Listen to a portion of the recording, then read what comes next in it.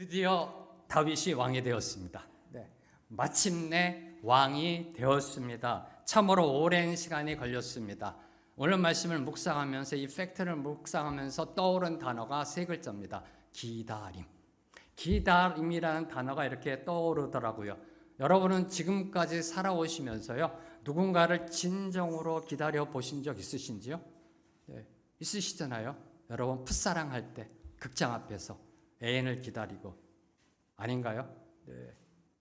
제 얘기만 한 건가? 네. 제 아내가 안 들은 걸로 할 줄로 믿습니다. 네. 누군가를 진정으로 기다려 본 적이 있으시잖아요. 그렇죠? 진정한 기다림이라는 것은요, 상대방의 시간에 나를 맞추는 것이 아닐런지요. 그게 기다림 아닐까요?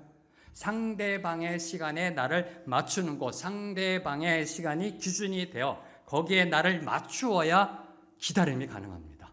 맞추지 못하면 기다릴 수가 없는 겁니다. 내가 누군가를 기다리는 그 시간은요, 내가 중심이 되는 게 아닙니다. 그럼 절대 기다림이 일어날 수가 없습니다. 그가 중심이 되는 것, 내가 기다리는 그 사람이 시간의 중심이 되는 것, 그것이 바로 상대방을 진실로 신뢰하며 사랑하는 믿음의 모습이 아닐런지요. 바로 이 기다림의 믿음을 보여준 인생이 바로 다윗의 인생입니다.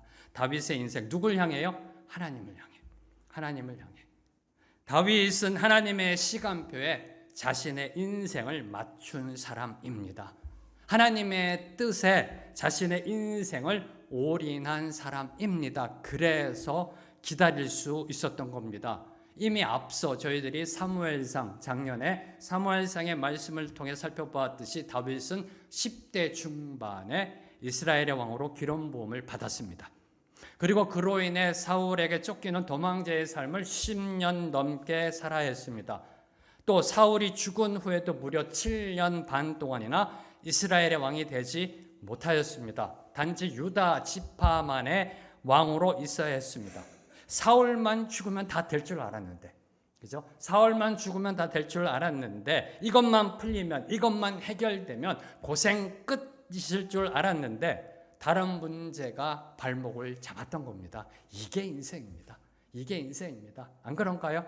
네, 이것만 해결되면 어떤 해결책이 보일 것 같다. 이 문제만 잘 풀리면 뭔가 그래도 좀 뚫고 나아갈 수 있을 것 같다라고 생각했는데, 그게 해결됐는데 또 다른 게 발목 잡는 거, 그게 바로 인생이 아닐런지요.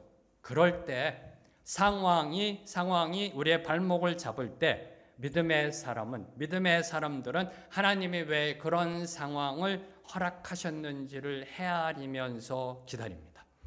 이게 믿음의 사람들입니다. 성경 속에 기록된 하나님의 사람들이 보여준 반응입니다. 상황이 내 생각대로, 내 뜻대로 흘러가지 않을 때 하나님이 왜 이렇게 끌고 가시는지를 헤아리면서 기다립니다. 좀 천천히 가더라도 제대로 가고자 기도하며 기다립니다. 이미 앞서서 저희들이 말씀을 보면서 배웠잖아요. 다윗의 영성은 돌다리도 두드리며 가는 영성이다. 좀 천천히 가더라도 제대로 가고자 기도하며 기다립니다. 어지간한 사람이었다면 벌써 포기했거나 좌절했을 텐데, 다윗은 하나님의 때를 기다리며 인내와 고통에 20년을 견뎌냈습니다. 그리고 이제 드디어 하나님의 때가 돼서 온 이스라엘을 다스리는 왕의 자리에 오르게 된 것입니다. 오늘 말씀 1절과 2절 말씀 함께 읽습니다. 시작. 이스라엘 모든 지파가 헤브론에 이르러 다윗에게 나와 이르되 보소서, 우리는 왕의 한 권력이니이다. 전에 곧 사울이 우리의 왕이 되었을 때에도 이스라엘을 거느려 출입하게 하신 분은 왕이시었고, 여호와께서도 왕에게 말씀하시기를 내가 내 백성 이스라엘의 목자가 되며 내가 이스라엘의 주권자가 되리라 하셨나이다 하니라. 이스보셋이 죽자, 북이스라엘의 왕으로 세워졌던 사울의 아들 이스보셋이 죽자 이스라엘의 모든 지파는 11지파를 가리킵니다.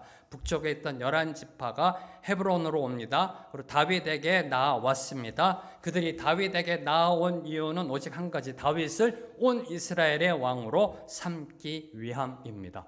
전 이 부분을 읽으면서 너무나 놀랐습니다. 네. 참으로 놀라운 일이 아닐런지. 왜요?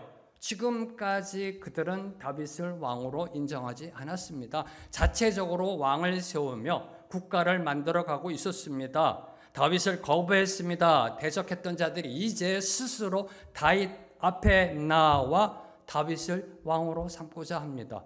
이 어찌 놀라운 일이 아닐런지요. 안 그런가요? 네. 지금까지 다윗을 거부했다니까 왕이 되는 걸요. 네. 대적했다니까요. 자신들의 왕을 세워서 국가를 만들어 갔다니까요. 근데 이스보셋이 죽자 알아서 내려옵니다. 다윗에게 내려옵니다. 그리고 우리들의 왕이 되어달라고 말하고 있습니다. 네. 자, 그러면 이런 일이 어떻게 일어났느냐라는 질문을 던질 수밖에 없는 거 아닌가요? 다윗이 무력으로 했으면 이해가 되는데 네. 스스로 알아서 내려왔잖아요. 네, 그것도 11지파가 모두 다. 11지파가 모두 다 내려왔습니다. 이런 일이 어떻게 일어났을까? 아브넬도 죽고 이스보셋도 죽어 더 이상 자기들을 다스릴 사람이 없어서 어쩔 수 없이 다윗에게 내려온 것일까요? 어쩔 수 없이 이대로 있다가는 모압이 침공하고 에돔이 침공하고 저쪽 시리아가 침공하고 그러면 우리가 그냥 속수무책 당하니까 누군가가 우리에게 필요하다 그래서 내려온 것일까요? 아니라는 겁니다.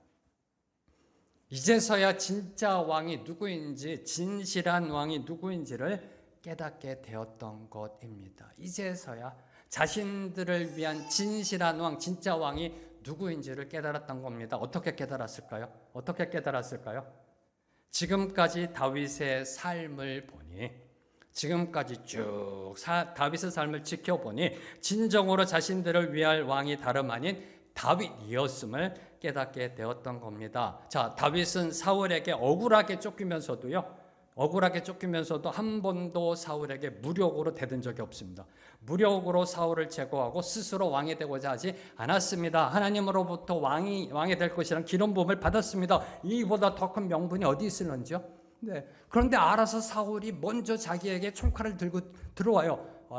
이거는 좋은 기회다. 내가 먼저 시작한 거 아니다. 이참에 무력으로 쓸어버리고 왕이 되겠다라고 하지 않았던 겁니다. 더 나아가 사울을 제거할 기회가 2번이나 있었음에도 불구하고 그를 살려주었습니다. 사울이 전사였다는 소식을 듣고는 애가를 지어 그의 죽음을 진심으로 슬퍼하였습니다. 그리고 아브넬이 이스보셋을 앞세워 마하나임 정부, 북이스라엘의 정부를 세웠을 때도 무력으로 올라가지 않았습니다. 나라를 무력으로 통일하려고 하지 않았습니다. 도리어 아브넬과 이스보셋의 죽음을 슬퍼하였으며 그들을 죽인 자를 저주하거나 극형에 처하게 하였습니다. 이런 다윗의 삶의 모습, 그 삶을 쭉 지켜보니 모든 이스라엘의 지파 11지파가 감복하고 무릎을 꿇게 되었던 겁니다. 그래서 스스로 알아서 내려온 겁니다. 근데 이 대목에서요, 저는 좀 엉뚱하게 한번 관점을 봤습니다. 이 대목에서 저와 여러분이 묵상해야 될 것, 자, 다윗의 이러한 삶을 세상적 관점에서 보면 어떻게 평가할까요? 세상적 관점에서 보면요, 참으로 미련 곰퉁이 같은 인생이 아닐런지요? 미련한 모습 아닐런지요?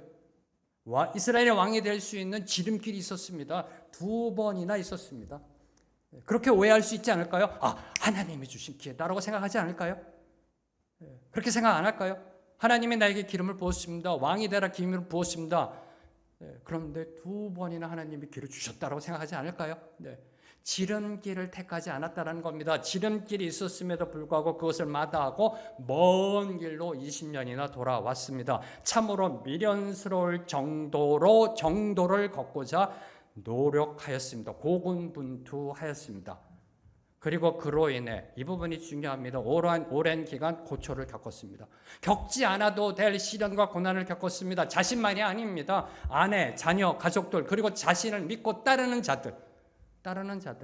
남자만 600명, 그의 가족까지 합하면 2,000명 이상이 자신의 미련스러운 바보 같은 결정 때문에 20년 넘게 고생했습니다. 함께 고생했습니다. 안 그런가요? 참으로 미련한 모습 아닌가요? 자기 혼자면 몰라. 아내, 자녀, 자기를 믿고 따르는 사람들 고난길로 인도했었잖아요.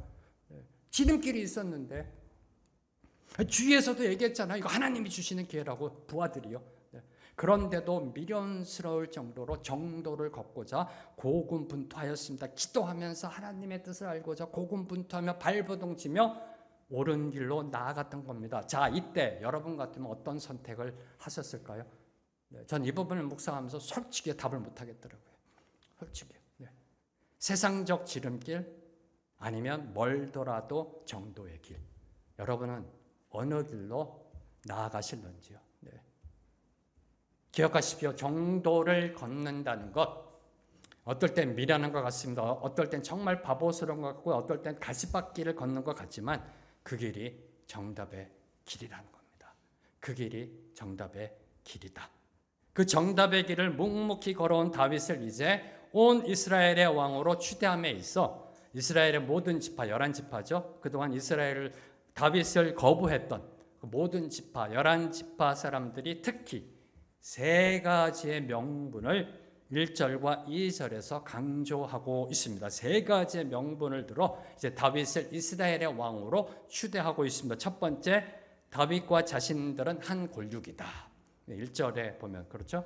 네. 그리고 2절에 보면은 둘째, 사울이 왕이었을 때에도 자신들을 거느리고 전쟁에 출전한 자는 다윗이다.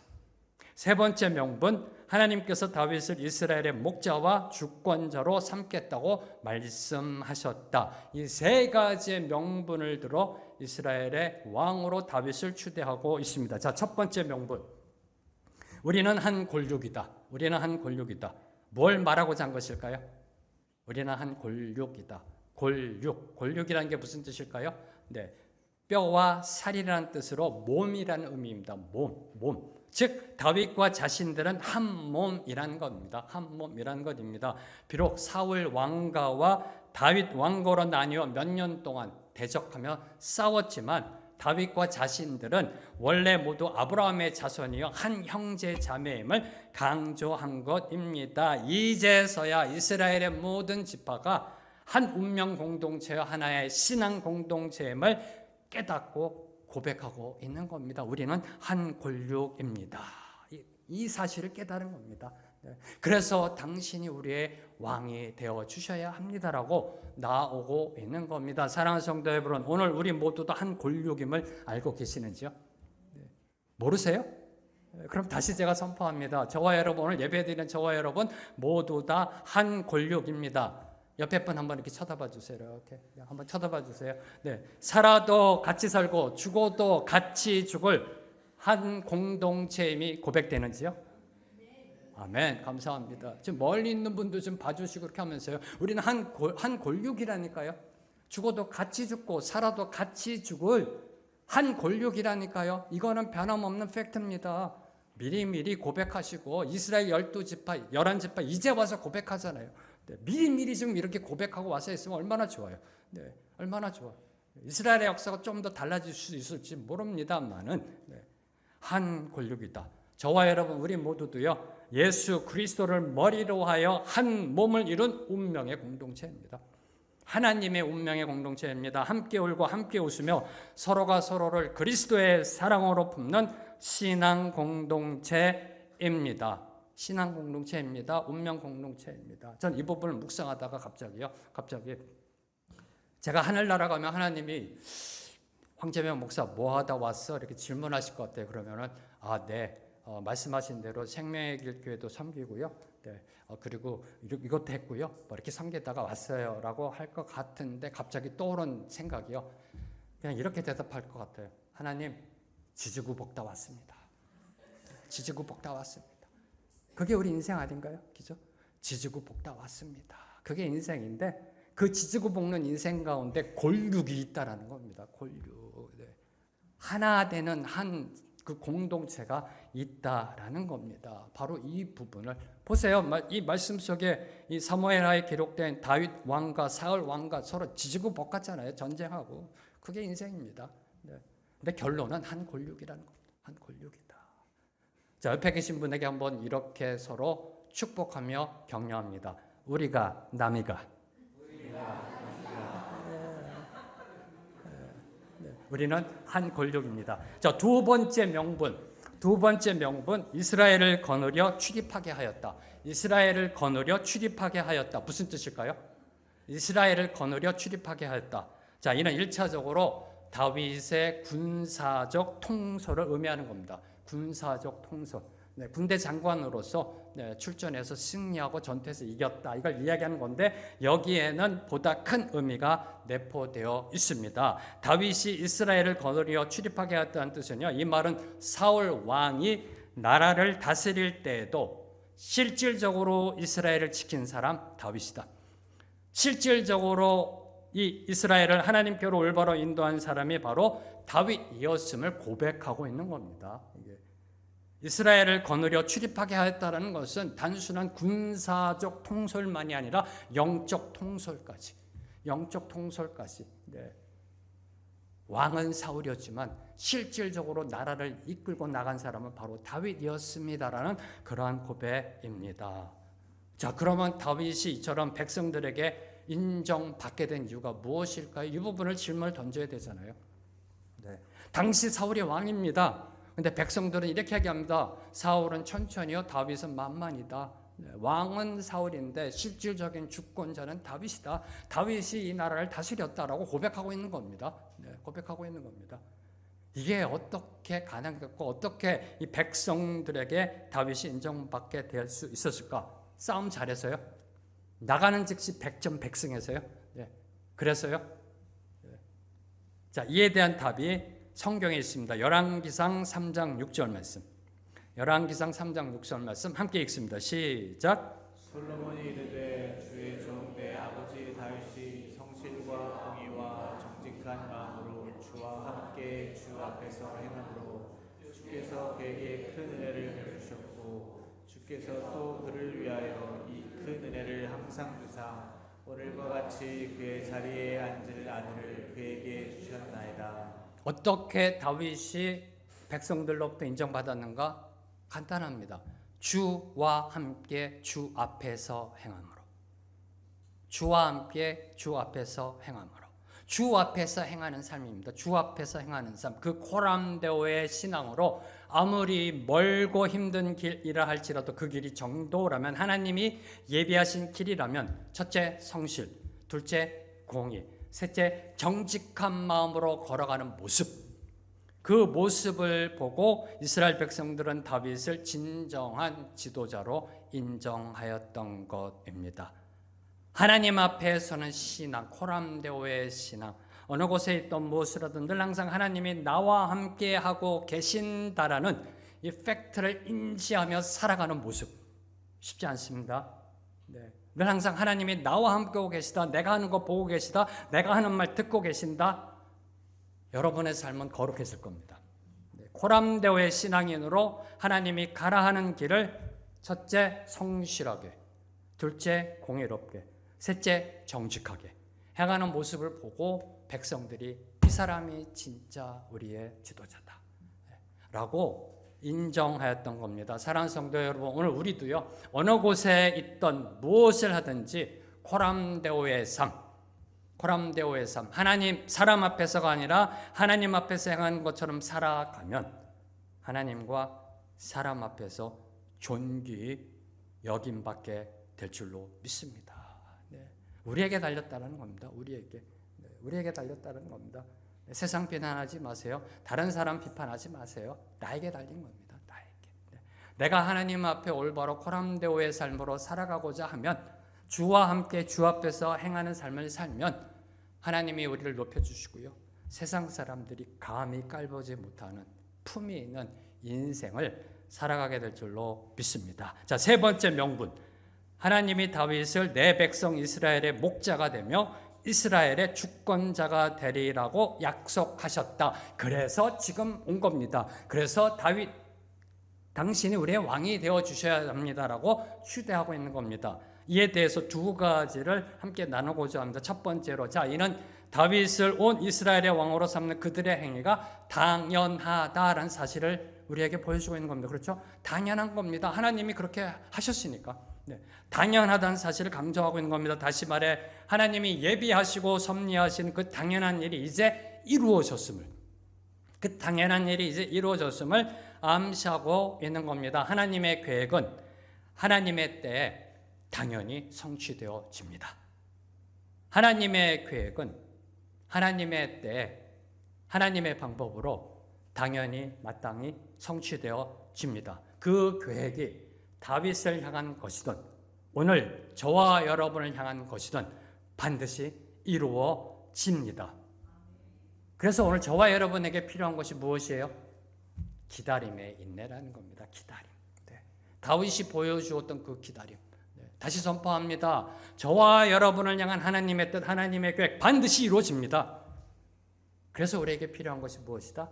기다림이라는 겁니다. 기다림. 기다림의 인내가 필요한 겁니다. 다윗은 사무엘로부터 기름 부음을 받은 때로부터 무려 20여 년의 숱한 시련과 어려움을 인내하며 겪어내었습니다.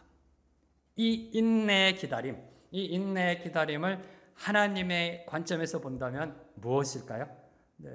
다윗의 입장에서 보면 인내의 기다림이에요.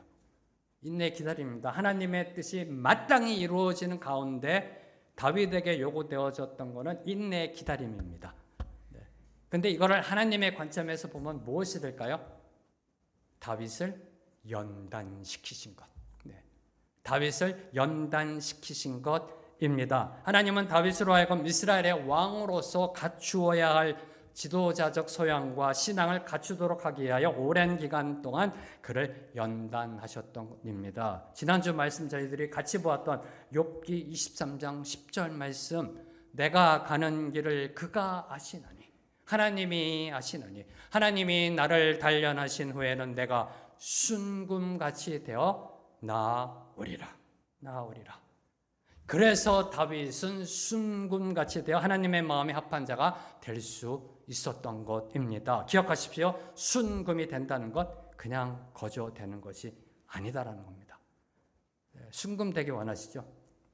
근데 그냥 거저 되는 것이 아니라는 겁니다. 제가 눈에 강조하잖아요. 신앙은 횟집 차리는 게 아니라니까요. 신앙은 횟집이 아니에요. 날로 먹으려고 제발 좀 그렇게 하지 마세요. 늘 항상 날로 드시려고 그래요. 이렇게. 신앙은 횟집 차리는 게 아니라 신앙은 용광로입니다. 신앙은 용광로입니다. 용광로의 연단을 거쳐야 신앙이 신앙다워집니다. 기다림에는 반드시 연단이 동반되게 되어 있다는 사실입니다. 두 번째로 묵상하는 것. 이스라엘 모든 지파 사람들은 다윗을 하나님이 세우신 왕으로 이미 알고 있었다는 겁니다. 오늘 말씀 보면 그렇잖아요. 하나님께서 다윗 당신을 이 이스라엘의 목자와 주권자로 세우시겠다라고 약속하셨습니다. 라는 건 이미 알고 있었다라는 거예요. 지금 알았다는 게 아니라 이미 알고 있었다라는 겁니다. 사무엘하 3장 9절과 10절에서 저희가 봤잖아요. 아브넬도 다윗에게 나와서 뭐라고 그래요? 하나님이 약속하신 왕임을 고백했잖아요. 이미 알고 있었습니다. 다윗이 이스라엘의 왕이라는 걸 알고 있었습니다. 하나님이 기름 부어 세우신 왕이라는 걸 알고 있었습니다. 그런데 북쪽 이스라엘 11지파는 그동안 이스보셋을 왕으로 섬겼습니다. 다윗이 이스라엘 백성들이 따라야 할 하나님이 세우신 목자여 주권자임을 알면서도 이스보셋을 따라갔습니다. 잘못된 길로 나아갔던 겁니다. 뭘 교훈할까요? 뭘 저와 여러분에게 주는 교훈의 메시지일까요? 아는 것과 행동하는 것이 다를 수도 있다는 겁니다. 다시 말해 우리 마음의 신앙이 우리의 손으로 나타날 때 다를 수도 있다는 겁니다. 아는 것이 행동하는 것과 다를 수도 있다. 그래서 나오는 단어가 뭔가요? 표리부동, 양두구육 이런 한자 성어가 있는 것이 아닐런지요? 알면 아는 대로 행동해야 되지 않나요? 아닌가요? 제가 뭘 잘못 말했나요? 표정들이 별로 이렇게 동의를 안 하시는 것 같아서. 알면 아는 대로 행동하는 것이 맞는 거 아닌가요? 파란 불이면 가고 빨간 불이면 쓰고 알면 아는 대로 행동해야 하는데 그러지 못할 때가 있다라는 겁니다. 우리 믿는 자들인데 세상 사람들은 차지하고 우리 믿는 자들이잖아요. 하나님의 백성이잖아요. 세상의 본이 되어야 되잖아요. 알면 아는 대로 행동해야 되는데 우리 믿는 자들도 그렇지 못할 때가 있다라는 겁니다. 왜 그럴까요? 왜 그럴까? 전 이 부분을 많이 묵상해 오고 있고 묵상하고 있고요. 이번 기회에 여러분과 함께 나누고 싶은 거, 아는 것이 행동으로 나타날 때, 우리가 아는 것들이 있잖아요. 아는 것이 행동으로 나타날 때, 그때 우리가 처한 상황과 환경, 그리고 그때 내 마음의 상태와 감정에 따라 아는 것이 왜곡되고 달라질 수가 있기 때문에 우리 아는 것이 행동으로 나타날 때 그때 상황, 그때 환경, 그때 내 마음의 상태, 그때 내 마음의 감정에 따라 다르게 행동으로 표현될 수 있기 때문이라는 겁니다. 그래서 아는 것과 행동이 다르게 나타날 수가 있는 것입니다. 그래서 저와 여러분이 이 땅을 살아가는 삶의 행동에 있어서 기준이 필요합니다. 기준이 필요합니다. 그것도 어느 때 어느 장소이건 동일하게 적용되는 불변의 진리가 필요한 겁니다. 이게 있어야 우리가 아는 대로 살아갈 수 있습니다. 아는 대로. 어떨 때는 요 아는 대로 살아가다 어떨 때는 요 아는 대로 행동하지 못하고 자기 합리와 변명으로 일관하게 되고 그래서 우리 삶의 행동에 기준이 필요합니다. 불변의 진리, 어느 때, 어느 시대, 어느 공간을 뛰어넘어 누구에게나 동일하게 기준으로 적용되어질 그것은 바로 하나님의 말씀이라는 겁니다. 하나님의 말씀. 기억하십시오. 우리가 아는 것을요, 하나님의 말씀에 비추어 어떻게 실천하는 것인가에 우리 인생과 신앙의 가치와 품격이 달려있다. 다시 선포합니다. 우리가 아는 것 많이 배웠습니다. 세상적으로도 많이 배웠고요. 윤리, 도덕, 세상적인 문화적인 지식 많습니다. 그리고 성경적 지식도 있고요. 우리가 아는 것, 여러분의 머릿속에 있는 것, 마음으로 감동받은 것, 우리가 아는 것이 하나님의 말씀에 비추어 우리가 어떻게 실천하느냐에 따라 우리의 삶, 우리의 신앙의 가치와 품격이 달라질 수 있다는 겁니다. 다음으로 4절과 5절은요. 다윗이 왕으로서 통치한 기간을 설명하고 있습니다. 다윗은 30세 유다 지파의 왕이 되어 헤브론에서 7년 6개월을 다스렸습니다. 그리고 통일 이스라엘의 왕으로서 예루살렘에서 33년을 다스렸다라고 기록하고 있습니다. 도합 40년간 왕의 자리에 있었습니다. 이 부분을 묵상하며 깨달은 것 두 가지를 여러분과 함께 나누며 하나님의 은혜를 받고자 합니다. 이 4절과 5절을 묵상하는 가운데요. 첫 번째 깨달은 것, 다윗은 몇 세에 죽었나요? 말씀 보면 딱 계산 나오지 않나요? 어렵나요? 제가 미분적분 물어보나요? 네. 몇 세에 죽었나요? 70세. 그렇죠? 네. 첫 30년은 일반 백성으로 살았습니다. 그렇죠? 첫 30년은. 그리고 그 다음 40년은 왕으로 살았습니다. 이게 팩트입니다. 뭘 의미할까요? 왕 노릇한 기간이 더 길어요. 다윗의 인생을 보니 일반 백성으로 30년 살았습니다. 그 다음에 왕 노릇한 게 40년이에요. 왕으로 산 기간이 더 깁니다. 그리고 다윗이 왕 노릇한 기간을 사울에 의해 고난당한 기간과 비교하면 다윗은 2배 이상 영광스러운 삶을 살았습니다. 사울에게 쫓겨다녔던 거 20년, 왕으로서 40년.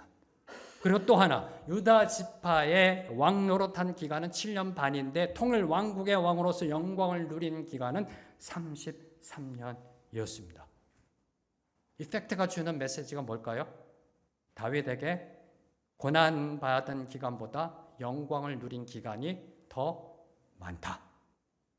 그런데 다윗의 인생을 보면 너무나 힘든 인생을 살았다고 생각하고요. 여러분이 다윗이다라고 생각하면 인생 생각하면 너무나 힘들다라고 생각할 겁니다. 그런데 이 팩트를 보면 고난받은 기간보다 영광받은 기간이 더 많다라는 사실입니다. 오늘 저와 여러분 우리의 인생도 마찬가지입니다. 마찬가지라는 겁니다. 하루하루 인생 힘들고 고달픈 인생 같죠? 그렇죠? 네, 그리고 어떨 때 생각하는데 내 인생 이 모양 이 꼴 이게 무엇인가라고 생각할 때도 있습니다. 그렇지 않으세요? 네. 도대체 이 꼴 뭐야 이건 내가 이러려고 이렇게 살고 있나? 네. 하루하루가 힘들 때도 있고요. 어떨 때는 인생의 폭풍을 만나가지고요 정신없이 휘몰림 당할 때도 있고요. 근데 나중에 결산해 보면 주님이 주신 축복의 기쁨과 즐거움이 넘쳐났었음을 깨닫게 될 것이라는 겁니다. 깨닫게 될 것이다. 이를 알려준 것이 다윗의 인생입니다. 다윗의 인생 한번 생각해 보세요. 다윗처럼 억울한 인생 산 사람 있어요?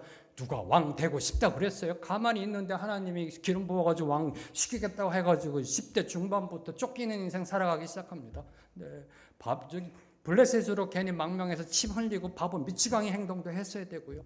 네.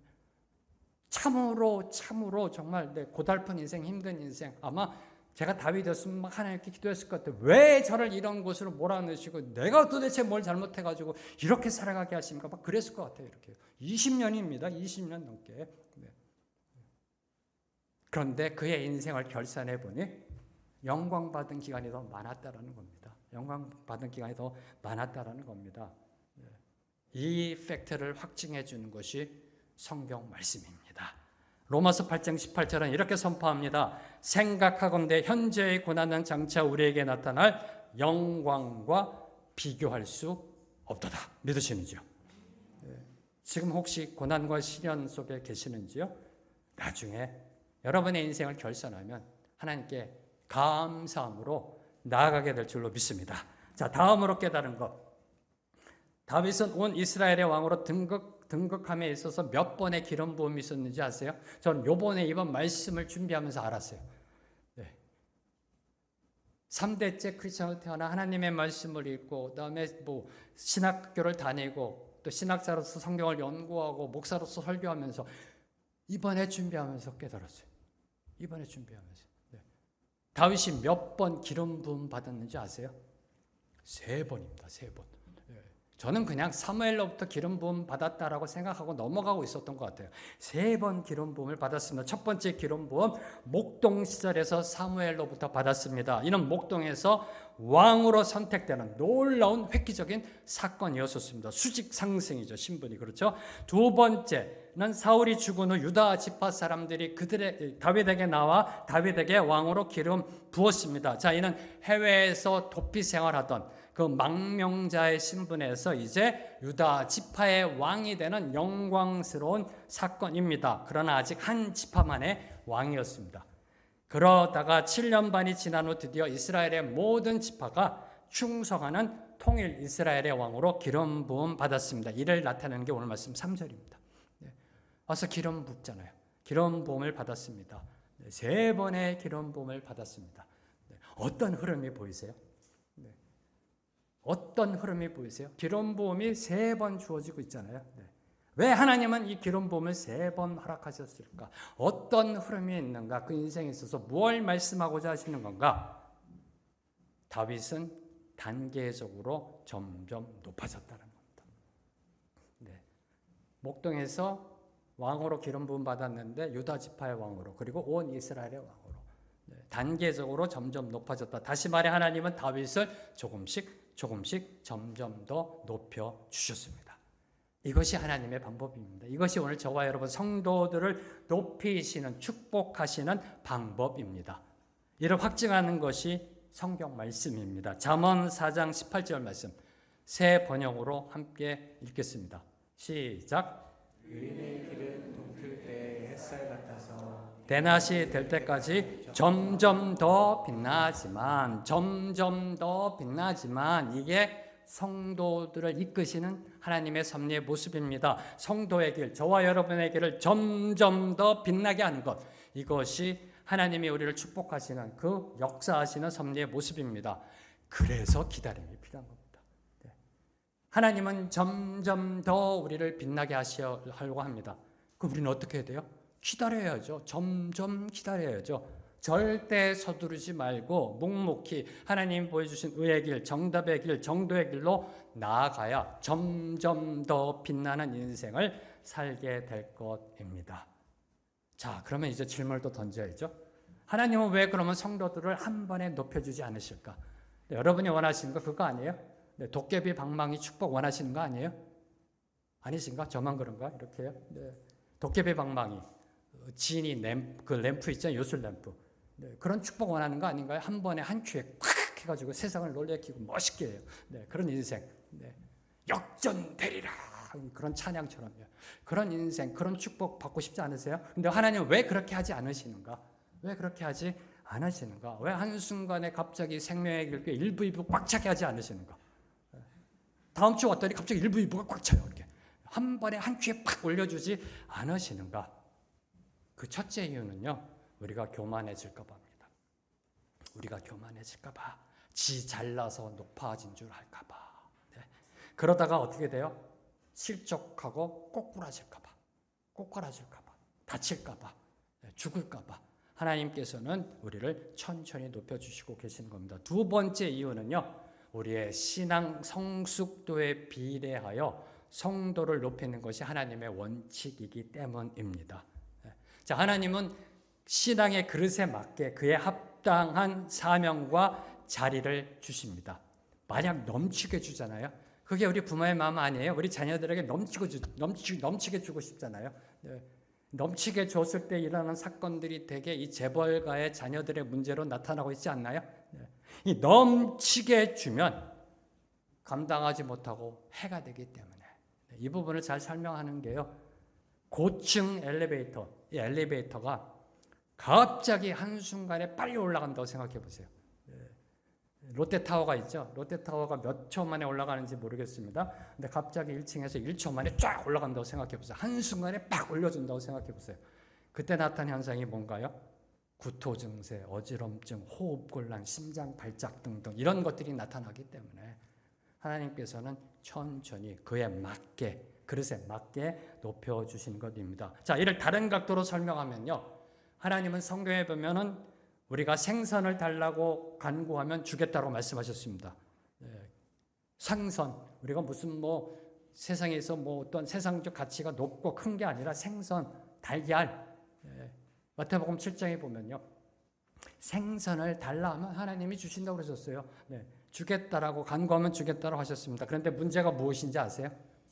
하나님은 주시겠다고 합니다, 생선. 근데 문제가 뭔지 아세요? 우리가 생선을 다룰 줄 아느냐입니다. 우리가 생선을 다룰 줄 아느냐.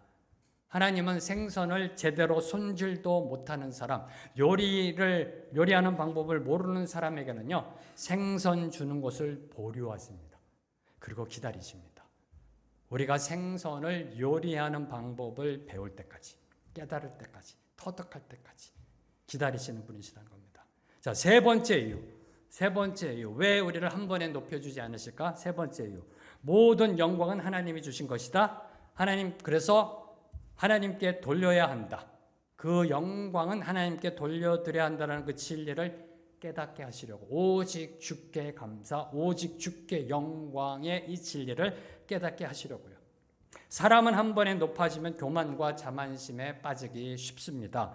그래서 다윗처럼 시련과 역경을 통해 연단받고 하나님의 말씀 안에서 인내하는 성도만이 하나님이 주시는 영광의 가치를 올바로 알게 됩니다.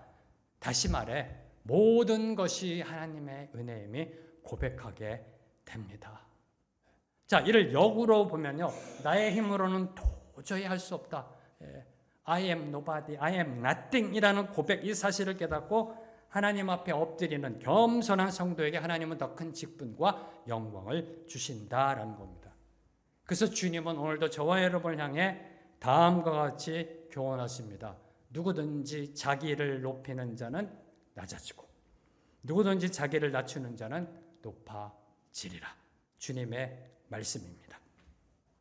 다윗은 참으로 힘든 기간을 이겨냈습니다. 20년이나 넘는 그러한 기다림의 연단의 시간을 기다렸습니다. 하나님의 뜻이 하나님의 때 하나님의 방법으로 이루어지기를 기도하며 기다렸습니다. 그러다 이제 드디어 왕이 되었습니다. 왕이 되었습니다. 여러분이 다윗이라면 제일 먼저 뭘 하고 싶으세요? 이때 다윗은 제일 먼저 무엇을 하고 싶었을까? 다윗은 알고 있었습니다. 언젠간 왕이 될 것이다. 알고 있었습니다. 하나님이 기름 부었기 때문에. 하나님과 기도하며 대화하는 가운데 하나님의 뜻을 알고 있었습니다. 언젠간 된다. 언젠간 된다. 하나님의 때에 된다. 그때 다윗은 그때 되면 내가 뭘 하고 싶을까라고 생각했을까요? 다윗이 왕이 됐습니다. 제일 먼저 뭘 하고 싶었을까? 세계 각국의 외교사절단에게 레터 보내서 내가 이제 왕이다라고 선포하고 싶었을까요? 아니면 국가적인 축제를 열어서 모든 지파가 함께 모여 이제 내가 왕이다라고 선언하고 싶었을까요? 뭘 제일 먼저 하고 싶었을까요? 오늘 말씀 6절과 7절 말씀 함께 읽습니다. 시작. 왕과 그의 부하들이 예루살렘으로 가서 그 땅 주민 여부수 사람을 치려하매 그 사람들이 다윗에게 이르되 내가 결코 이리로 들어오지 못하리라. 맹인과 다리 전 자라도 너를 물리치리라 하니 그들 생각에는 다윗이 이리로 들어오지 못하리라 함이나 다윗이 시온 산성을 빼앗았으니 이는 다윗 성이더라. 다윗이 통일 이스라엘의 왕이 되어 제일 먼저 한 일은 예루살렘 정복입니다. 예루살렘 정복. 당시 예루살렘은 가나안 족속인 여부수 사람들이 점령하고 있었습니다. 자, 이스라엘은 과거 가나안 정복 전쟁 당시 예루살렘을 정복한 적이 있었습니다. 그러나 사사시대 혼란기에 예루살렘을 다시 여부수 족속에게 빼앗긴 채 다윗 시대까지 이르게 된 것입니다. 자, 그럼 다윗은 왜 예루살렘을 정복하고자 하였을까? 정복하고자 하였을까? 이 부분입니다. 그 이유는 간단합니다. 9절을 보면 예루살렘을 통일 이스라엘의 수도로 삼으려고, 그곳으로 수도를 천도하려고, 옮기려고, 헤브론에서 예루살렘으로 옮기려고, 나라의 중심으로 삼으려고, 국정의 중심, 종교의 중심, 신앙의 중심으로 삼으려고. 왜요? 예루살렘은 그리스도를 예표하는 영원한 대제사장 멜기세덱이 왕으로 거하였던 겁니다. 창세기에 분명하게 선포되어져 있는. 그리고 아브라함이 이삭을 제물로 바치려 했던 곳입니다. 여호와 이레가 선포된 곳입니다. 여호와 이레, 하나님이 준비하신다. 하나님이 예비하시는 곳이다. 가 선포된 곳입니다. 그리고 하나님의 임재의 상징인 성전이 들어설 곳이며 더 나아가 메시아가 인류 죄악을 대속하기 위해 거룩한 희생 제물로 바쳐질 곳입니다. 바로 그곳을 하나님은 다윗에게 주신 것입니다. 다시 말해 예루살렘은 다윗을 위해 하나님이 예비해 두신 곳입니다. 여호와 이레, 하나님이 예비하셔서 다윗에게 주고 그의 후손 예수님이 그 예루살렘에서 온 세상의 구원을 회복하는 이 여호와의 일에 그 예배하심을 다윗은 기다림의 과정 속에서 깨달았던 겁니다. 기다림의 과정 속에서 깨닫고 예루살렘을 취하고자 하였던 것입니다. 자, 이제 마지막으로 9절에서 12절을 보면요, 다윗이 예루살렘을 점령한 후에 그곳으로 천도하여 다윗성을 구축하였음을 보도하고 있습니다. 특히 두로 왕 히람이 다윗에게 건축 기술자와 자재들을 보내어 다윗의 궁이 건축되었음을 기록하고 있습니다.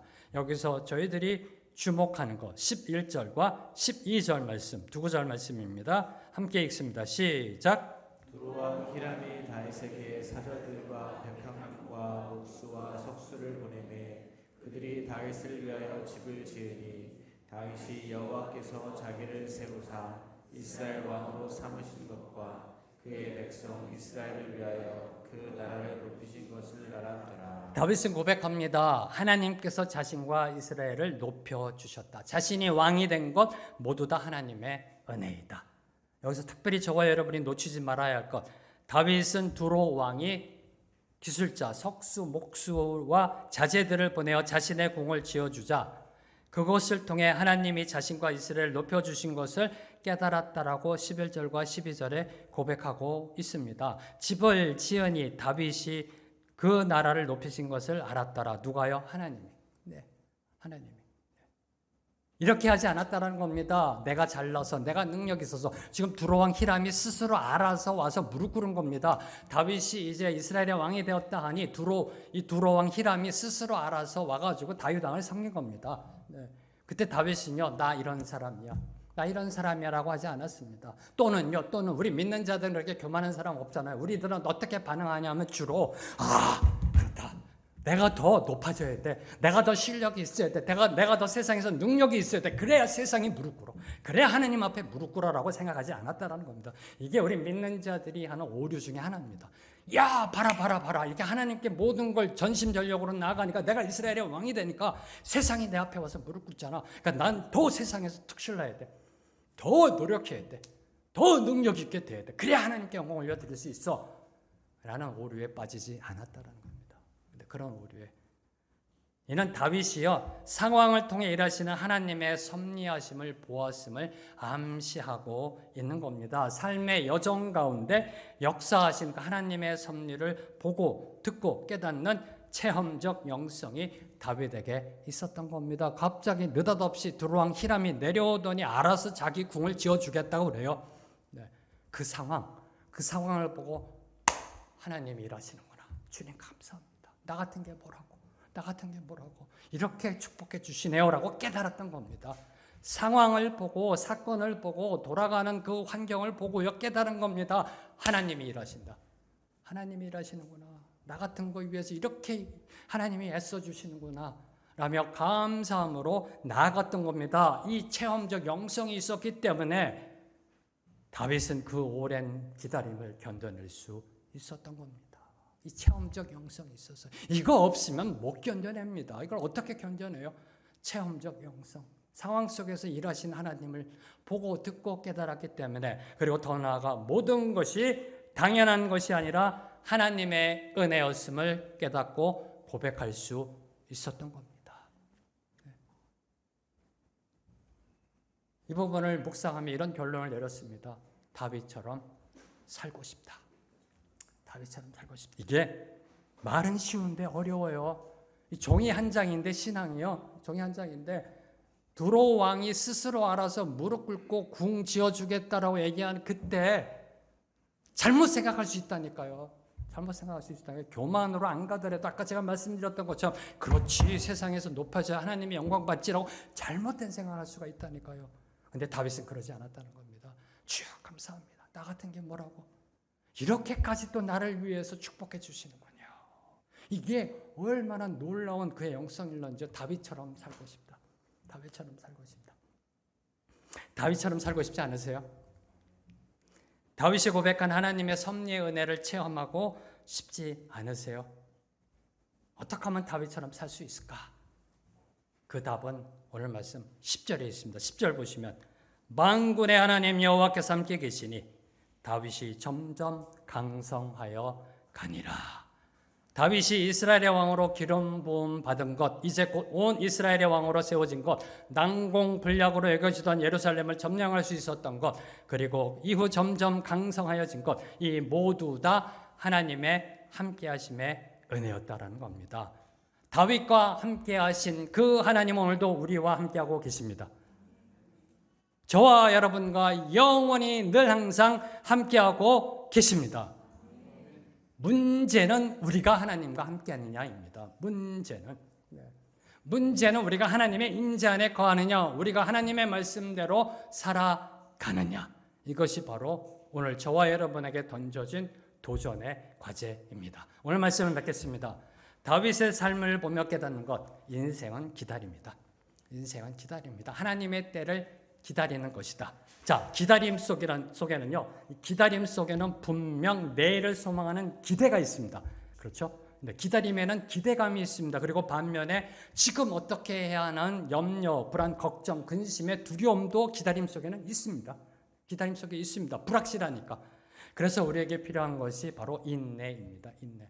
그래서 기다림에는 반드시 인내가 동반됩니다. 인내 연단이 동반됩니다. 그 인내의 기다림을 가능케 하는 원동력이 바로 하나님의 함께 하심입니다. 그 인내의 기다림, 연단의 기다림을 우리가 가능할 수 있는 것, 그것이 바로 하나님의 함께 하심입니다. 하나님 오늘도 우리와 함께 하십니다. 그 하나님의 함께 하심의 은혜를 소망하며 함께 찬양하며 나아갑니다.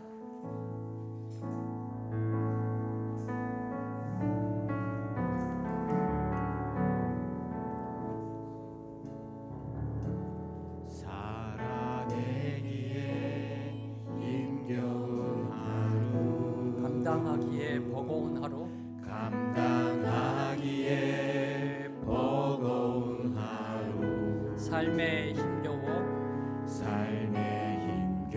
여전히 힘겨워 내 주님께 온 맘 다해 주만 의지합니다. 살아가기에 두려운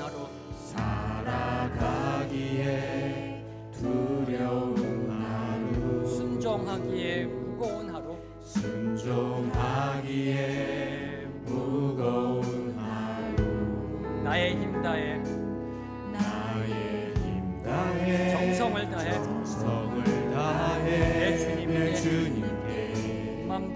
주만 바라봅니다. 나의 주만 바라봅니다. 하루의 은혜가 내 삶에 임하여 우리에게 필요한 거예요. 하루하루의 은혜입니다. 내가 기도가 되고 아픔이 자라되어 하나님의 사랑 드러나게 하소서. 나를 구원하신 그 사랑, 구원하신 그 사랑 하루의 은혜가 이곳에 임하여 고난이 축복이 되고 상처가 간직되어 영원하신 사랑 신뢰하게 하소서. 주님, 하루를 살아갈 힘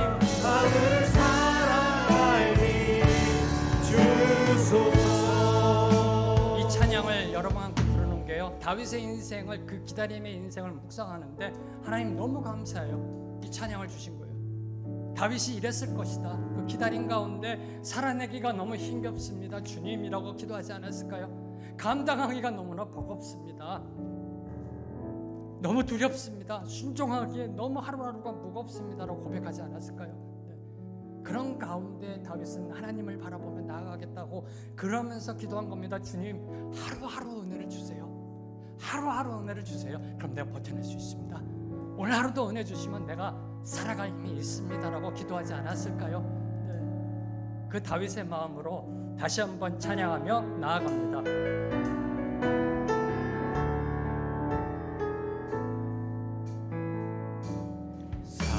살아내기에 힘겨운 하루, 힘겨운 하루 감당하기에 버거운 하루, 감당하기에 버거운 하루 삶에 힘겨워 여전히 힘겨워 내 주님께 온 맘 다해 주만 의지합니다. 살아가기에 두려운 하루 순종하기에 무거운 하루 나의 힘 다해 정성을 다해 내 주님께 온 맘 다해 주만 바라봅니다. 하루의 은혜가 내 삶에 우리가 원하는 삶에 임하여 하루의 은혜, 문제가 기도가 되고 아픔이 자랑되어 하나님의 사랑 드러나게 하소서. 나를 구원하신 그 사랑, 하루의 은혜가 이곳에 임하여 여러분에게 임하여 여러분의 심령에 여러분의 가정에 임하여 고난이 축복이 되고 상처가 간증되어 영원하신 사랑 신뢰하게 하소서. 하루를 살아갈 힘 주소서.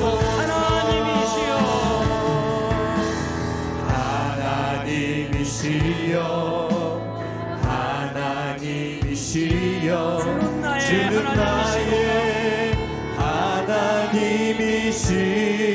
하나님이시로다.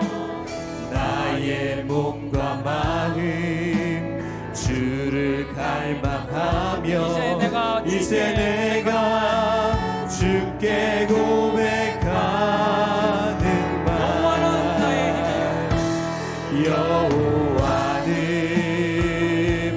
나의 힘이요 여호와는 나의 구원이시니 내가 누구를 두려워하리요.